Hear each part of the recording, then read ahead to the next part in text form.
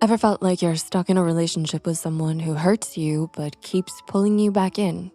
Toxic relationships are characterized by patterns of harmful behaviors, emotional manipulation, or verbal and psychological abuse. They can be romantic, familial, or platonic in nature, and they can be a confusing and damaging loop that's really hard to get out of.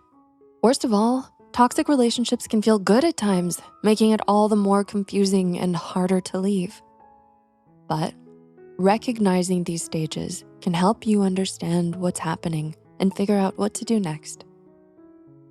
Stage 1, idealization. Toxic relationships often start off seeming perfect. Your crush showers you with compliments, affection, gifts, and over-the-top gestures, saying the most romantic things like, "I've never felt this way before," or "You're my soulmate." But is this too good to be true? Are they moving too fast?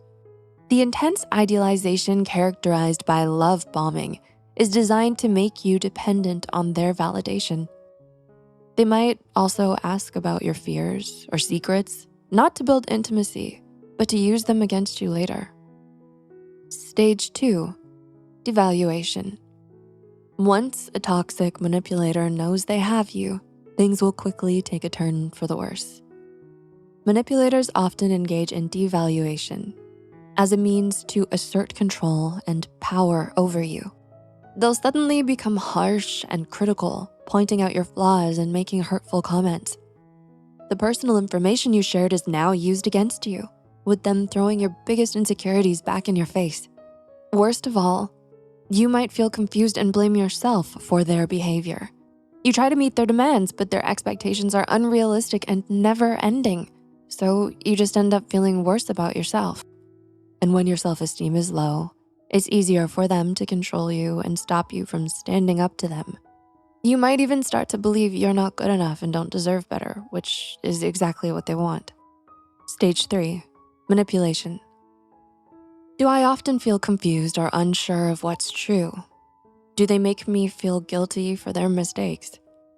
In a toxic relationship, manipulation can be subtle. Your partner might twist situations to make you feel guilty or to get their way. They might play mind games, lie, or withhold information.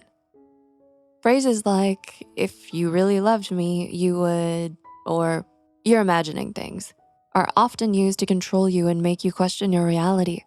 And they'll say things like, "You're making me act this way," or "I only do this because I care," to justify their behavior. Stage 4, isolation. At this stage, the other person may start to isolate you from your friends and family. They might say things like, "They don't really care about you," or "I'm the only one who truly understands you." By doing this, they gain more control over you and limit your support system. So ask yourself, have I distanced myself from loved ones because of this relationship? Do I feel alone? You might notice you're spending less time with loved ones and more time with the toxic person. But remember, a healthy relationship should expand your world, not shrink it. Stage 5, reverse discard. When they're done with you, feel bored, or you start seeing through their lies, they use the reverse discard tactic. Instead of ending things abruptly, they manipulate you into breaking up with them. They might frustrate or upset you with neglect, constant criticism, or withholding affection. For example, they might nitpick your appearance or actions, making you feel unappreciated. Or they might become emotionally distant, making you feel ignored and unloved. The goal is to push you to the point where you decide to end the relationship. But why would they do this? Wouldn't it be easier to break up directly and move on? Well, it's all about power play, reputation, and control. By making you initiate the breakup, they avoid responsibility and get to play the victim, claiming they were abandoned. By making you look like the bad person and manipulating you into believing it, this also leaves the door open for them to come back later when they feel like it, a tactic known as hovering. Stage 6, direct discard. If the reverse discard tactic didn't work and you still stayed and endured their abuse, they may eventually discard you directly as a final resort. In this stage, they reject you. making you chase after them. As bad as it sounds, some of them also do this to keep you as their backup while they seek out a new potential partner, and do the same manipulative tricks to keep the new person as their new supply. See, our brains are wired to want things that seem out of reach. So when they act distant, they appear more valuable and desirable, making it hard for us to leave them. So once they find someone new to manipulate, they might suddenly cut you off. This can be shocking and hurtful, leaving you feeling blindsided. They may even publicly humiliate you, making a big scene of dumping you or blaming you for everything.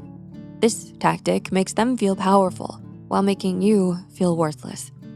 It's all part of their manipulative plan to keep you hooked until they find a new supply so they don't have to be alone. Stage 7, healing. Being discarded can leave you feeling devastated and confused.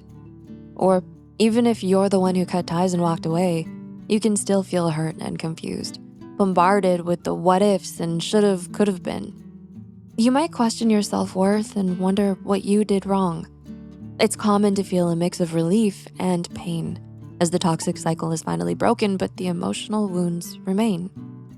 Understanding and learning from this experience is essential. By acknowledging the toxicity and its impact on your well-being, you can begin the journey towards healing. This stage is marked by seeking support, reframing your perspective, and recognizing that you are not defined by that toxic relationship. It's also about embracing your worth, practicing self-care, setting better boundaries, and coming out of the other side happier, more empowered, and with healthier relationships.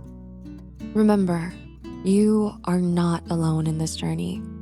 Whether you're currently navigating a toxic relationship, healing from past wounds, or supporting someone else in their recovery, know that there is hope and support available. If you found this video valuable, leave a like and share it with others. Comment your thoughts down below and subscribe to our channel for more content on mental wellness and relationships, like hidden signs your past trauma is still hurting you, and 6 things to know about your crush before dating. Thanks for watching.